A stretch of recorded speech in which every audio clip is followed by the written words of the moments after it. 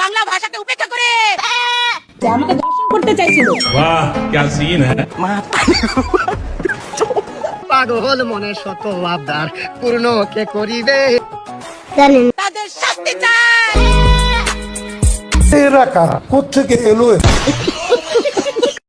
আপনাদের জনপ্রিয় শান্তা ফারজানা মুখে দোষে শেষা গুয়া খাইছে। ওসমান হাদি একটা জঙ্গি ছিল। আমার হিসাবে তাকে একটা থাপ্পড় দেওয়া উচিত হয়নি। আমি এর চরম নিন্দা জানাচ্ছি। তাকে মিনিমাম 10টা থাপ্পড় দেওয়ার উচিত ছিল। এদিকে কিছুদিন আগে শান্তা ফারজানা নিজের মুখে বলেছিলেন তাকে দর্শন করা যায়।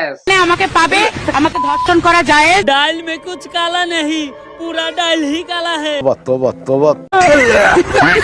যে আমাকে ধর্ষণ করতে চাইছিল, যে আমাকে ধর্ষণ করতে চাইছিল। वाह क्या सीन है।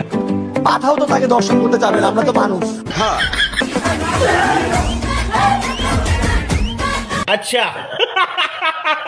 এরকম মগকে আর কোন বোকাচন্দ্র দর্শন করতে রাজি হচ্ছে না।